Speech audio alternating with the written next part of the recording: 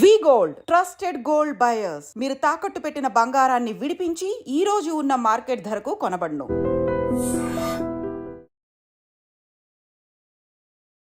Hi hello welcome to iDreams. నేను మీ కాజల్. ప్రస్తుతం మనతో పాటు certified financial gold planner Vadlamani Rajeshwari గారు ఉన్నారు. సో ఆవిడతో మాట్లాడి ఈరోజు స్టాక్ మార్కెట్స్ గురించి తెలుసుకుందాం.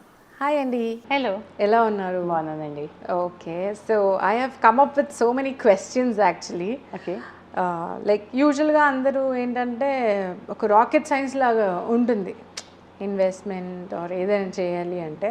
సో అది కొంచెం మీరు ఈజీగా చెప్తారు అన్న ఒక థాట్ ప్రాసెస్తో నేను ఉన్నాను. ఓకే. సో ఫస్ట్ క్వశ్చన్ నాకంటే వచ్చిన డౌట్ ఏంటంటే బేసిక్గా ఎస్ఐపి ఓకే, లేకపోతే ఒక ఎక్కువ లంసమ్ ఏదైతే ఇన్వెస్ట్ చేస్తారో దానికి దీనికి డిఫరెన్స్ ఏంటి, అండ్ ఎందులో మనకు ఎక్కువ లాభాలు వస్తాయి? ఓకే, చాలామంది కన్ఫ్యూజ్ అవుతారు. సో ఇన్వెస్ట్మెంట్లోని మనం 2 టైప్స్ అనమాట. Either SIP systematic investment plan, లేకపోతే లంసమ్. సో హ్యూజ్ అమౌంట్, ఒక పెద్ద బల్క్ అమౌంట్ ఉందనుకోండి. సో ఆ బల్క్ అమౌంట్ని మనం తెచ్చుకొచ్చి మనం ఇన్వెస్ట్ చేసుకోవచ్చు. ఆ బల్క్ అమౌంట్ ఏంటి, ఏదైనా ప్రాపర్టీ అది సేల్ చేసినా, లేకపోతే మనకి ఏవైనా బోనస్లు వచ్చినా, రిటైర్మెంట్ ఫండ్స్ ఏవైనా వచ్చినా, సో ఇలాంటివి ఏవైనా మనకి అక్కడి నుంచే కదా మనకి హ్యూజ్ అమౌంట్ ఏదైనా వస్తాయి. రైట్. సో అది. బట్ ఎస్ఐపిలో ఏంటంటే ఎవ్రీ మంత్ శాలరీ పీపుల్ అవనండి, లేకపోతే సెల్ఫ్ ఎంప్లాయీస్ అవనండి, వాళ్ళు చిన్న చిన్న ఇన్వెస్ట్మెంట్ అమౌంట్ వాళ్ళు ఇన్వెస్ట్ చేసుకుంటారు. సో సిస్టమేటిక్ ఇన్వెస్ట్మెంట్ ప్లాన్ అనేసి. ఓకే. సో ఈ ఎస్ఐపిలోని మినిమం మనం ఒక 500 రూపీస్ నుంచి మనం స్టార్ట్ చేసుకోవచ్చు. వేరే లంసమ్కి మనకి చేసేకి మినిమం ఒక 1000 రూపీస్ అయినా ఉండాలి. ఓకే. ఓకే. అండ్ 10 ఇయర్స్ ఏంటంటే ఎస్ఐపి చేసే వాళ్ళకి ఒక డిసిప్లిన్ వస్తుంది. ఇన్వెస్ట్మెంట్స్ చేయాలి అంటే ఒక డిసిప్లిన్ వేలోని వాళ్ళు ఎవ్రీ మంత్ వాళ్ళు ఇన్వెస్ట్ చేసుకుంటూ వెళ్ళిపోతారు. కానీ లంసమ్ చేసిన వాళ్ళు మేము ఒకసారి చేసాం కదా, ఇప్పుడు ఇంకా మాకు చాలు, ఇప్పుడు మా దగ్గర లేవు, ఇప్పుడు ఇంకెక్కడ వస్తాయి, నెక్స్ట్ బోనస్ వచ్చినప్పుడు, లేదా నెక్స్ట్ పంట వచ్చి మనం అమ్మినప్పుడు, లేదా నెక్స్ట్ ఏదైనా ప్రాజెక్ట్ డీల్ అయినప్పుడు అప్పుడు చేసుకుందామని వాళ్ళేమో they will wait for the next opportunity.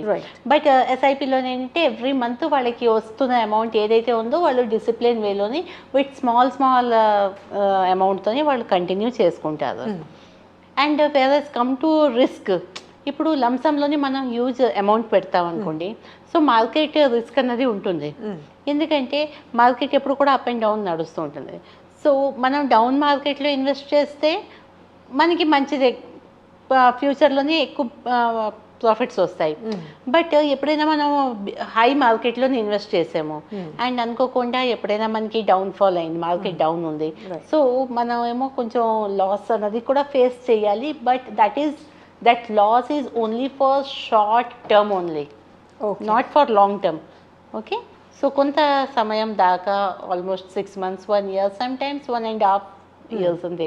So అంతకన్నా ఎక్కువ వాళ్ళకి ఉండదు, ప్రాబ్లం ఉండదు. కాబట్టి ఎస్, డౌన్ఫాల్ ఉంటుంది. సో ఆ డౌన్ఫాల్ వలన ఏదైనా వాళ్ళ ఫండ్స్ వాల్యూ తగ్గింది అంటే వాళ్ళు డిసప్పాయింట్ అవ్వకూడదు. చాలామంది అప్పుడు ఏం చేస్తారంటే, అయ్యో ఫండ్ వాల్యూ తగ్గిపోతుంది, ఏమవుతుందో అనేసి వాళ్ళు రిడెంప్షన్స్ చేసి మళ్ళీ ఎక్కడో అక్కడ ఇన్వెస్ట్ చేసేస్తారు లో రిటర్న్స్ వచ్చే దాంట్లోనే. కాబట్టి కొంచెం పేషెన్స్ ఉండాలి. సో అదొకటే రిస్క్ అనమాట. Otherwise there is no risk in lumpsum investment. Whereas మనం ఏదైతే మనం ఎస్ఐపి చేస్తాం కదా, ఎస్ఐపి చేసేటప్పుడు మనకి తెలియదు కదా మార్కెట్ అప్ ఉన్నదా డౌన్ ఉన్నదా. ఎవ్రీ మంత్ ఒక డేట్కి మనం ఒక బ్యాంక్కి మ్యాండేట్ ఇచ్చేస్తాము, సో అండ్ సో అమౌంట్ మన అకౌంట్ నుంచి ఎస్ఐపికి కట్ అవ్వాలని. సో దానికి అకార్డింగ్లీ వాళ్ళకి మంత్లీ వాళ్ళకేమో యూనిట్స్ వస్తూ ఉంటాయి అన్నమాట.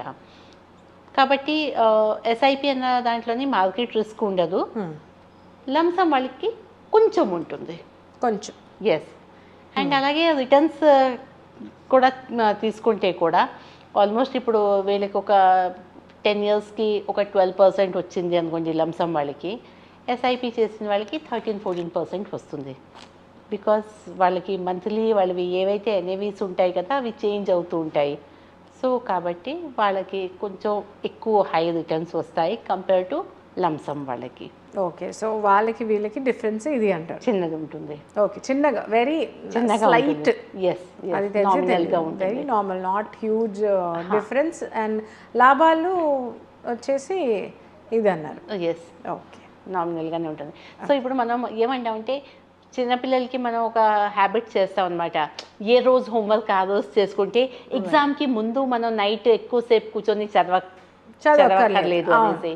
సో పెద్ద అమౌంట్ వస్తే ఒకేసారి ఇన్వెస్ట్ చేస్తాం అనే కన్నా చిన్న చిన్న అమౌంట్స్తో ఇన్వెస్ట్ చేయండి. హ్యూజ్ అమౌంట్ అవుతుంది. ఆ హ్యూజ్ అమౌంట్ని మీరు కావాల్సిన చోట్ల మళ్ళీ ఇన్వెస్ట్మెంట్ చేసుకోండి. రైట్. చాలామంది ఇప్పుడు మనకి రియల్ ఎస్టేట్లో ల్యాండ్ కొనుక్కుంటే మంచిది అంటారు. ఎస్, కొనుక్కోండి. కానీ ఆ ల్యాండ్ కొనుక్కోవాలంటే మనకి ఒక బల్క్ అమౌంట్ కావాలి. బల్క్ అమౌంట్ ఎక్కడ వస్తుంది? We have to invest in somewhere. Right. So అది ఎక్కడ ఇన్వెస్ట్ చేయాలి? ఎక్కడైతే మనకి ఎక్కువ రిటర్న్స్ వస్తాయి. బికాజ్ డిఫరెంట్ ఇన్వెస్ట్మెంట్ సెక్టర్స్ ఉన్నాయి. సో ఏ సెక్టర్లో పెడితే ఎంత వస్తుంది? బ్యాంకింగ్లో ఒకలాగా ఉంటుంది, పోస్ట్ ఆఫీస్లో ఒకలాగా ఉంటుంది, చిట్స్లో ఒకలాగా ఉంటాయి. సో ఏదైతే మనకి హై రిటర్న్స్ ఇస్తుంది అండ్ ఎక్కడైతే మనం మన గోల్కి రీచ్ అవుతామో మనం అటువంటి ప్రోడక్ట్లోనే పెడతాము. సో కాబట్టి ఏంటంటే ఇలాంటివి ఏవైనా పెద్ద గోల్స్ ఏవైనా ఉన్నాయంటే స్మాల్ నుంచి స్టార్ట్ చేసుకొని అవి అక్కడ వాళ్ళు ఇన్వెస్ట్మెంట్ మళ్ళీ లంసమ్ అయినప్పుడు they can invest in anywhere.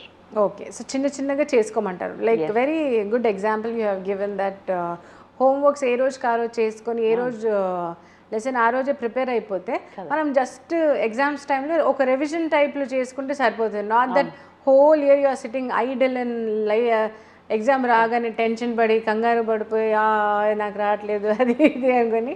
And ఎప్పుడు మనం ఏమంటాం అంటే మనకి ఏదైనా టాస్క్ ఉందనుకోండి, ఏదైనా గోల్ ఉంది కదా, సో ఆ గోల్కి మనం మొత్తం ఆ మనీ అంతా వచ్చాక అప్పుడు చేద్దామని. బట్ ఎప్పుడు ఈ 99 ఉంటుంది. అంటే 1 రూపీ ఎప్పుడు కూడా డెఫిషియేట్ అవుతూనే ఉంటుంది మనకి. మన దగ్గర 100 రూపీస్ ఎప్పుడు రాదు. కాబట్టి అది కంప్లీట్గా వచ్చాక లంసమ్ ఒకేసారి నేను ఇన్వెస్ట్ చేస్తానని వెయిట్ చేయకుండా ఈ ఎస్ఐపి అన్నది స్టార్ట్ చేసుకోమని చెప్తాం ప్రతి వాళ్ళకి కూడా. ఓకే. సో బేసిక్గా ఎస్ఐపి చేసుకోవడం బెటర్. ఎస్. ఓకే. అంటే లంసమ్ ఉంటే లంసమ్ కూడా పెట్టుకోవచ్చు. బట్ కానీ లంసమ్ కోసం అని ఎప్పుడో వస్తుంది అనేసి వెయిట్ చేస్తూ ఈ స్మాల్ ఎస్ఐపిని ఇగ్నోర్ చేయకూడదు. అండ్ ఇది కూడా చేయొచ్చు కదా, అంటే జస్ట్ ఒక బెనిఫిట్ ఒక డౌట్ దట్ బేసిక్గా మనము యాజ్ కిడ్స్ లైక్ మీ రీసెంట్గా మదర్స్ డే అయింది. అవును. So my mother has spend her whole life in parenting only. Correct. She has Ben a working women. But apart from that work, office లేకపోతే ఇల్లు. Apart from that మా mother లైఫ్లో అసలు ఏం లేదు. ఇఫ్ షీ వెనక తిరిగి చూసుకుంటే she doesn't have anything. So me as a kid, is it any which ways I can gift her anything from my end అనేది a doubt. అంటే ఈ పర్టికులర్ చాప్టర్లో ఏమైనా చేయొచ్చా నేను? ఎందుకంటే మీరు కరెక్ట్ అయిన పాయింట్ చెప్పారు. ఎందుకంటే ఇప్పుడు మ్యారేజ్ కాకముందు కూడా అమ్మాయి చాలా సాక్రిఫైస్ అవుతూ ఉంటుంది. హైయర్ ఎడ్యుకేషన్కి వెళ్ళాలంటే ఇప్పుడు సిబ్లింగ్స్ ఎవరైనా ఉంటే ఓకే వాళ్ళని పంపించండి. పోస్ట్ మ్యారేజ్ అయితే ఓకే మా ఫ్యామిలీని చూసుకోవాలి, పిల్లల్ని చూసుకోవాలి అన్న. ప్రమోషన్స్ ఏవైనా వస్తున్నాయంటే ప్రమోషన్స్ అయితే ట్రాన్స్ఫర్లు అవుతాయి కాబట్టి ప్రమోషన్స్ని కూడా సాక్రిఫైస్ అయిపోతుంటారు. సో వాళ్ళు ఏంటంటే వాళ్ళ కోసం అనేసి పిల్లలు పెద్దవాళ్ళు అయిపోయి వాళ్ళు జాబ్ స్టార్ట్ చేసినప్పుడు ఐడియల్గా ఒక మదర్ 45 ఏజ్లోని పిల్లలు వాళ్ళు వెళ్ళిపోతారు జాబ్కి. ఓకే.